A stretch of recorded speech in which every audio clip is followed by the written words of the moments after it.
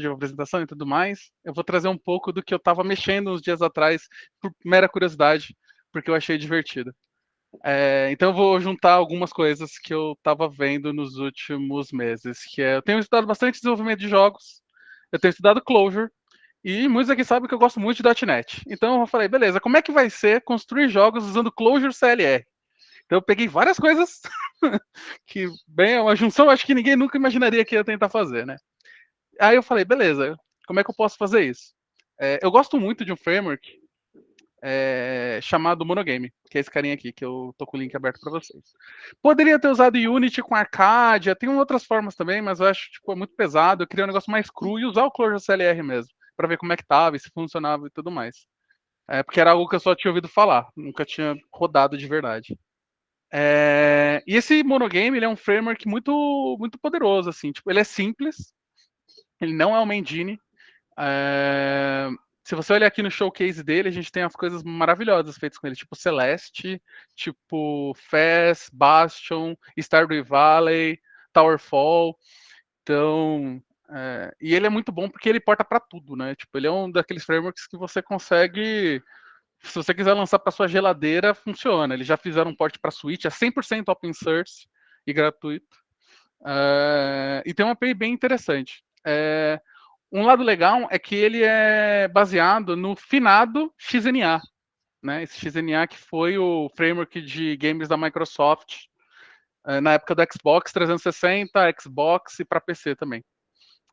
Eles fizeram até a versão 4 e descontinuaram. A parte interessante é que o Monogame ele foi feito por um brasileiro. Ele foi startado por um brasileiro, que ele simplesmente olhou para as APIs do XNA que existiam e falou assim: eu vou fazer igual as APIs, só que open source. Na época ele queria rodar em celular, porque era só para Xbox. E eles fizeram o que eles chamaram de XNA Touch, que era para Android, iOS e tudo mais. E aí, daí para frente, a Microsoft descontinuou o XNA, que significa XNA is not acrônimo, que é um recursivo, falando que ele não é acrônimo, que é um nome muito legal. E aí, tipo, a galera da comunidade open source pegou e continuou isso para frente. Então, até hoje o pessoal está comitando, está fazendo port, então já funciona para PlayStation 5, Xbox, o novo Xbox, o Switch, por aí vai, né? Então é um framework bem legal. O Clojure CLR, eu já fiquei um pouco chateado quando eu entrei no repo, e aí o README já não era dos melhores, né? Tipo, as coisas. Opa, é meio que a terra de ninguém, né? Acho que é mantido por uma pessoa só, até onde eu saiba, que é o David Miller. E aí foi sofrido, mas eu consegui fazer ele rodar aqui e tal. Aí eu vou mostrar para vocês mais ou menos como é que fica. Para quem tiver mais curiosidade sobre o Monogame, eu gravei um podcast sobre ele há um tempo atrás com o criador, que era brasileiro. Então tem toda a história que eu falei desse rolê deles copiarem a API, só que fizeram engenharia, sem fazer engenharia reversa de verdade, porque não podia. Mas foi legal, então é um episódio maneiro aí para quem gosta de podcast. E aí uma segunda coisa que me deixou muito triste quando o Clojure CLR é que o NREPL dele não funciona. O REPL até funciona, mas o NREPL não funciona nem a pau. Eu estava vendo com eles lá no Gitter de discussão. Eu estava tentando ajudar ainda, só que não consegui fazer funcionar. Mas eu acabei arranjando uma outra solução para ter algo parecido com o REPL. Então vamos lá, como é que fica? Deixa eu abrir aqui um projetinho. Aqui. Então, isso aqui é um projeto C Sharp na prática, mas eu só fiz isso para ter um startup. Na real, aqui ele só tem com uma dependência que é o Clojure CLR, e na prática ele só está dando um load no meu arquivo do Clojure e rodando o main. Tá? Dá para rodar sem o C Sharp e tal, consigo fazer o install direto para um executável chamado Clojure main, acho que é Clojure.main. Ver certo ajuda. Clojure main. Então, esse aqui seria o REPL, o Clojure do Clojure CLR mesmo. Dá para rodar direto por ele. Por que eu não estou fazendo isso? Lidar com dependências do .NET dentro do Clojure CLR é meio turvo. Então, às vezes eu tenho que tentar carregar os assembly direto na pasta, o que é ruim. Às vezes eu tenho que ou carregar no arquivo que vai executar ele no C Sharp. Então, eu acabei optando por não usar o ClojureMan para rodar, e aí eu posso rodar ele simplesmente com o .NET Run aqui. Então ele vai chamar esse C Sharp, que só dá load no arquivo, né? E aí, por estar dentro do mundo .NET, acho que faz sentido, fica um pouco mais amigável para quem quiser começar. Isso aqui abriu uma tela no meu outro monitor. Então aqui a gente tem uma telinha, aqui um joguinho feito em Clojure com .NET. E como é que fica o código desse jogo, né? O XNA/monogame, ele tem uma API, de novo, que eu falei, muito simples, e ela inclusive serviu como inspiração para a maioria dos frameworks de jogos 2D posteriores. Né? A maior parte deles, o Raylib, Love 2D, do Lua, se você para olhar dentro deles, eles falam, não, a gente se inspirou um pouquinho no XNA, a gente gosta do XNA. Então, o que a gente precisa? Tem a parte triste que que é você precisa de uma classe, né? Normalmente você tem que herdar de uma classe que tem os game loops. Como todo framework normalmente de jogos nesse nível, você vai ter pelo menos um método de inicialização, um método de update, que é onde você vai atualizar o estado do seu jogo, e um que você vai falar o que você vai desenhar na tela, né? Que é o draw. Então, inicializa, como você altera o estado daquilo e como você vai fazer o draw daquilo, que é isso aqui, como você desenha.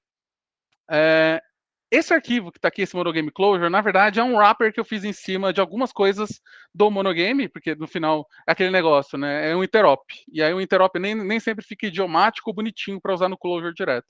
Então isso aqui é tipo um mapeamento e tal. Aqui eu dou um fim na classe, eu estou fazendo hi-fi aqui do Closure para tipo, criar uma instância standalone do objeto, né? Que tem o initialize, load content e tal. E eu coloquei uma lógicazinha de estado aqui para ficar um pouco mais fácil de entender como isso vai ficar no jogo em si. Então, o jogo em si está aqui, ó, esse game 1.closure. Aqui ele já está usando essa minha lib, e aqui eu fico um pouco mais, eu torno um pouco mais simples o uso, porque eu só preciso definir as funções, né? Eu tenho a função de load content, eu tenho essa função, eu chamei de tick porque já tinha update, né? Então é um detalhe, mas é o update e o draw, tá? Aí no fim eu só chamo esse meu run passando cada uma das funções que ele tem que fazer. Então fica um pouco mais estilo programação funcional mesmo. E como é que fica cada coisa? Aqui ainda estou fazendo alguns interops, acho que nos outros exemplos que eu tenho eu já criei uns helpers para fazer esse tipo de coisa, mas as configurações são muito manuais, então aqui eu estou falando, beleza, eu quero que o mouse apareça na tela, eu quero qual que seja a minha largura e a altura, eu quero aplicar isso na minha placa gráfica. E aí eu já fiz um rolê que cada uma dessas funções ela já retorna o estado. Então, por padrão, toda função que faz alguma coisa que deveria inicializar ou atualizar o estado, ela já retorna. Então aqui ele já retorna o estado inicial, falando que a rotação do meu logo é 0 e a posição dele vai ser a metade da tela. Então o width dividido por 2, o height dividido por 2. Tá? Aí aqui seria um controle para ler o teclado, então eu tenho esse get state do teclado e eu posso verificar, beleza, ele apertou W e A, então ele vai se mover um vetor que seja -2, -2. É um tipo, move para a esquerda e para cima. Eu posso adicionando para cada tecla que foi pressionada, nesse conde, eu sei qual que vai ser o vetor de movimentação, por isso que ele se movimenta quando eu uso o WSAD. Se não apertar nada, ele retorna 0. Um vetor 0 que é como se fosse esse aqui, só que é 0 e 0. Tá? Load content, por padrão, existe no monogame para você carregar qualquer tipo de resource. Faltou uma matemática de tuplas? Esse -2, aí dava pra fazer uma matemática aí pra ter Não, menos dava, end aí. dava. Nas versões mais novas, acho que nos outros eu tinha feito tudo com 1, e aí eu tava multiplicando pela velocidade. Esse seria o padrão, né? É que isso aqui seria tipo, o primeiro exemplo que eu fiz. Então foi meio que, será que isso funciona? Então, como eu falei, Justo, esse justo. load content, ele é importante porque eu preciso de um... Tem um executável, que eu não tô com ele não tá funcionando na última versão do Mac. Tudo bem. Mas o que acontece? Tem um executável que você gera os conteúdos, ele gera tipo uns binários que o monogame vai ler. Então, imagem, som, textura, ou qualquer tipo de arquivo que você queira carregar como recurso dentro do jogo, você é obrigado a usar esse executável, esse aplicativo, para gerar os binários. quer dizer, para inserir os binários. Toda vez que eu faço o build, por automaticamente ele já chama esse cara e já faz o build dos meus dos researches como tem que ser feito. Isso é importante porque ele usa isso para portar para todas as plataformas. Então é um pouco ruim porque eu não posso colocar o arquivo direto, mas isso existe porque é a forma que eles conseguiram para fazer um negócio que seja 100% portável, sem muito estresse. Tá? E aqui a gente tem o update. Então, no update, ele recebe algumas coisas. Então, isso aqui é a instância do game lá, aquele carinha, aquele objeto que eu falei que é o que você tem que herdar. Então, eu acabei passando porque tem muita informação que você precisa usar dele em vários lugares. O game time, que é o quanto tempo. Isso aqui você vai ter em qualquer engine de framework ou engine de jogos, que vai ser o tempo que você teve entre os frames. Então, entre o último frame e agora, quanto tempo passou? Isso é importante, porque quando você está fazendo algum tipo de alteração de velocidade, de movimentação da tela, que você multiplique isso pelo game time. Por quê? Caso você esteja trabalhando em máquinas com processamentos diferentes, você pode ter um tick rodando ou um update rodando várias vezes, ou mais devagar, ou algum travamento específico no meio do tempo. Caso isso aconteça, o game time vai garantir que você está se locomovendo ou atualizando o estado das coisas no mesmo tempo, independente do processamento da máquina. Então, isso aqui é meio que padrão em qualquer framework. Tá? E aí ele recebe o state. Tá? O state aqui está sendo desconstruído em rotação e posição, que é a única coisa que você tem o logo. Né? Ele está numa posição e ele roda, basicamente. Ele adiciona mais 1 na rotação, mais 0,1, né? E ele soma na posição essa velocidade, que é aquela função que eu coloquei aqui que é aquela função que eu mostrei aqui em cima, que lê para onde que você vai movimentar. Tá? E aí, como eu falei, todas as funções de alteração de estado, elas precisam retornar ao estado. Então, por isso que já está fazendo uma SOC aqui e já está atualizando tanto a rotação quanto a posição. E por fim, que é a última parte importante, a gente tem o draw.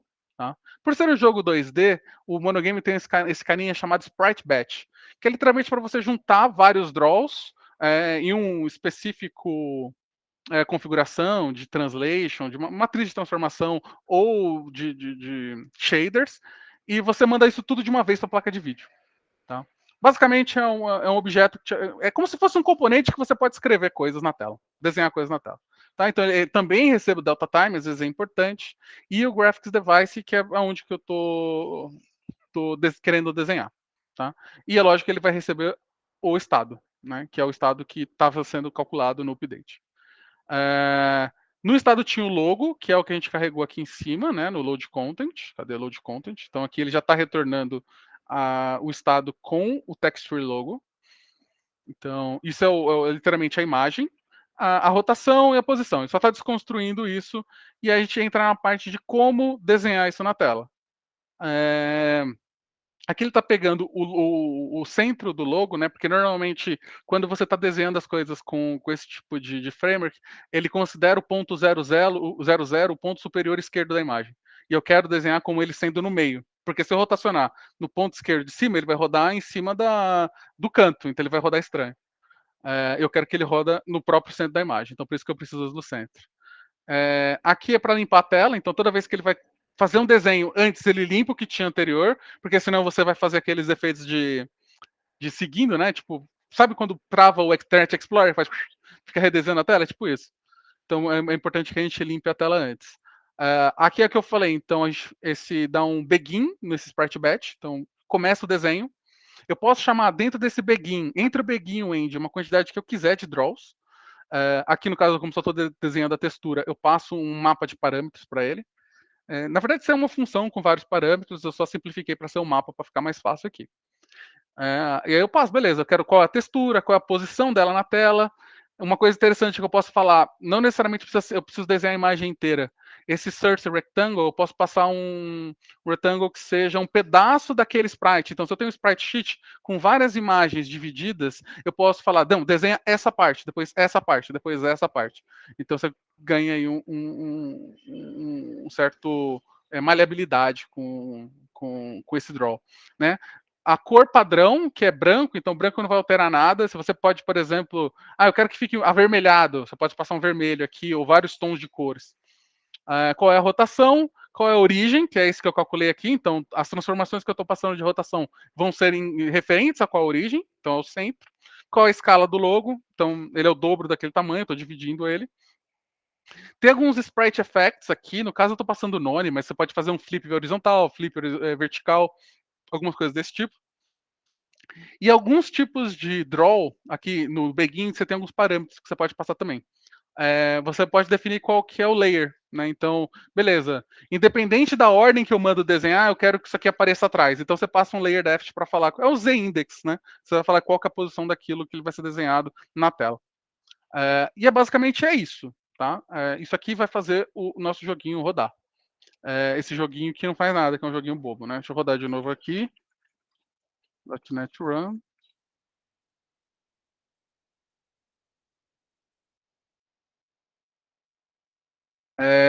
Mas assim, eu tenho que admitir que foi extremamente simples de fazer esse carinha rodar até. Eu estava muito mais cético com a ideia do Clojure CLR rodar e tudo mais, ainda mais em um jogo que é uma coisa de alta performance, que se ia dar certo. E rodou liso, né? E aí é claro que eu não parei aqui. Eu falei, não, vamos tentar fazer alguma coisa mais de verdade. Deixa eu ver o que tem aqui. Opa. Aí eu fiz o quê? Vamos fazer um outro exemplo. O segundo exemplo que eu fiz, ele rodar aqui. Ele também tem um certo problema que eu acho que ele é um pouco lerdo para iniciar. Meu Mac também não está ajudando, ele está bem estranho. Mas aqui a gente tem, por exemplo, um Pong, certo? E ele roda lisão. Tipo, de novo, deixei o logo atrás, dá para ver que eu montei em cima daquele outro exemplo. Então a gente tem um Pong aqui, então já tem mais uma cara de jogo, não a cara de um exemplo. Ou talvez seja um jogo exemplo. Mas, bem, funciona. Vou fazer um overview aqui, mais ou menos, do que precisa, porque tem muita coisa, né? Acho que não vale a pena ir passo a passo. Então, aqui a gente tem as configurações, que é basicamente a mesma coisa. Aí eu fiz um rolê aqui que se apertou a pessoa apertar ESC, eu quero que ela dê exit no jogo, então estou chamando o método exit do game. Inicialização, aqui a gente tem um pouco mais de coisas, então você começa a ter um conceito, entre aspas, de entidades que você desenha. Então, beleza, eu tenho um logo, e aí meio que eu repasso. Essa ideia de que eu tenho init, update, draw, meio que você repassa isso para todas as coisas que você quer fazer. Então, beleza, eu tenho um logo que eu quero desenhar no fundo. Então, o meu logo, ele vai ter uma entidade que ele vai ter init, update, draw. Aí eu tenho player 1 e player 2, que eu posso usar o mesmo código, mas são instâncias diferentes no mesmo estado. Eu tenho uma bola, que vai ter o seu init, e eu tenho o score, que também vai ter o seu init, que é para desenhar o score. O update aqui, na real, pega o meu state, ele vai setando o update para cada parte do estado, chamando cada uma das partes dos seus respectivos updates. Então, chama o logo update, chama o ball update, chama o player 1 update, player 2 update, tá? E o score update no final. Então, meio que tudo isso aqui ele vai fazendo. Ele vai alterando o estado, passando para o próximo, alterando o estado, passando para o próximo, e retorna esse estado atualizado por cada uma das entidades do jogo. E no final, draw, mesma coisa. Clear na tela, tem que limpar, como eu sempre falei.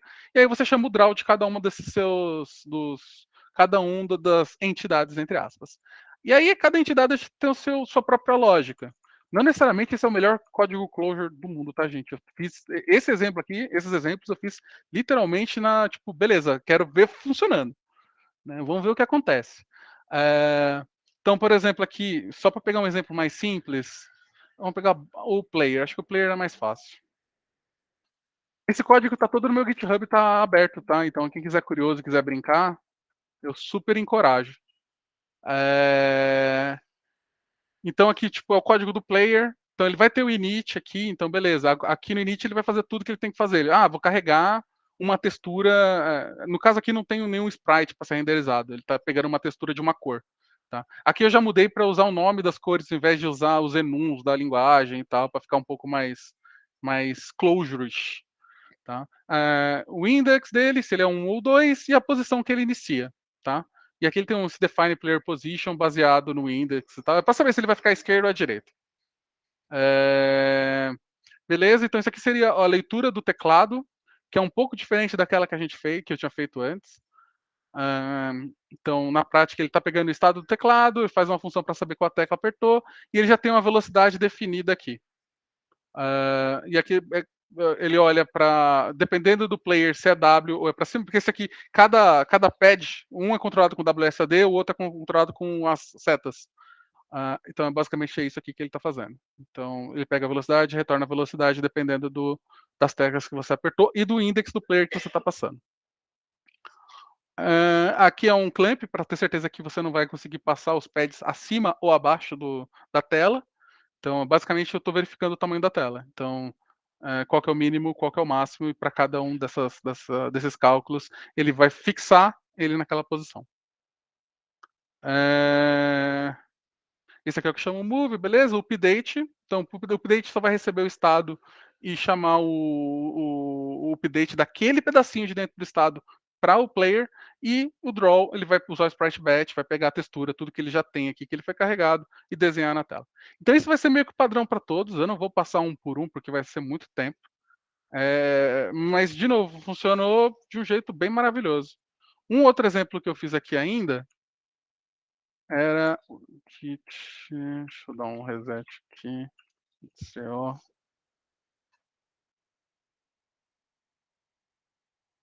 Esse eu só vou mostrar porque eu tenho um outro rolê que eu quero mostrar antes. Porque assim, a ideia do código é bem parecida. A diferença é que nesse aqui eu usei um plugin uma lib de física. Não porque precisava, porque é um jogo simples ainda, é mais porque eu queria ver funcionando com física. Então tá aqui, a gente tem o Flappy Bird, feito com Clojure CLR, no monogame e tudo mais. E aí eu usei a física para fazer os colliders e para fazer essa força para mandar o bichinho para cima. É uma lib de física de C# também, de .NET, também comumente usada no monogame, e carregada do mesmo jeito. Tá no exemplo. E aí você pode morrer. Tem sonzinho, então esse aqui foi um exemplo um pouco mais completo. Só que aí, tipo, foi até ok desenvolver esse negócio desse jeito. O problema é que eu não tenho o NRapple. Então, tipo, testar as coisas em tempo real e ter aquele feedback rápido que a gente tem com Clojure normalmente, não estava rolando. Por causa disso, eu acabei fazendo um outro projetinho parecido, que era. Só que aí nesse outro, eu não deleguei todo o controle do jogo pro Clojure, né? Nesse aqui o C# ele só starta o aplicativo e vai. Nesse outro que eu fiz, eu usei uma tática um pouco diferente. Se eu achar ele aqui, cadê? Pera. Eu usei aqui. O C# um pouco mais nesse caso. Então, toda aquela parte que eu estou implementando a interface, estendendo o objeto para fazer o objeto do jogo e tal, eu mantive no C#. Então, aqui tem muito mais código de C#, certo? Não precisa expandir a tela. Eu não sei usar Mac, gente. Estou um ano usando, eu não sei usar ainda. Tá. Então, esse aqui ele faz bem mais coisas. Inclusive, o game ele está implementado aqui, Game 1. Tá aqui, Game 1. Tá? Qual que é a vantagem desse modelo que eu fiz? Como eu não tenho o NRapple e eu queria ter uma experiência um pouco mais parecida com a de feedback rápido, se eu entrar nesse aqui,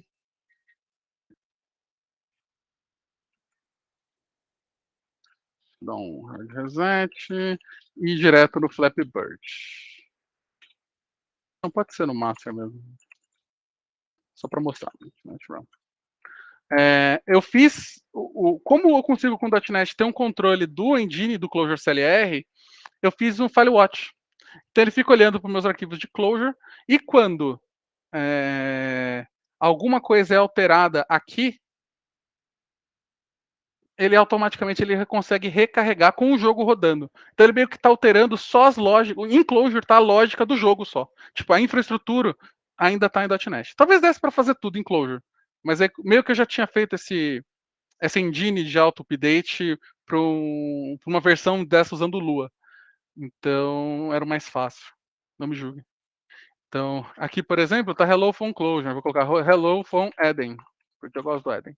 E aqui ele já vai alterar e ficar bonitinho. Eu quero aumentar a velocidade aqui. Eu quero que a rotação seja 10 vezes mais rápida. Então, se eu salvo aqui, já está funcionando. Então, não é a mesma coisa de eu ter o REPL, né? Mas, todavia, entretanto, fica fácil de eu ter um feedback rápido desenvolvendo. Inclusive, eu fiz um tratamento de erro, por exemplo, se eu colocar aqui vamos supor, uma textura que não existe, ele fica pretinho, mostra aqui qual que foi o erro. Aí eu vou lá, não, coloquei errado, arrumei, está funcionando de novo. Então tem um feedback rápido de desenvolvimento e tal.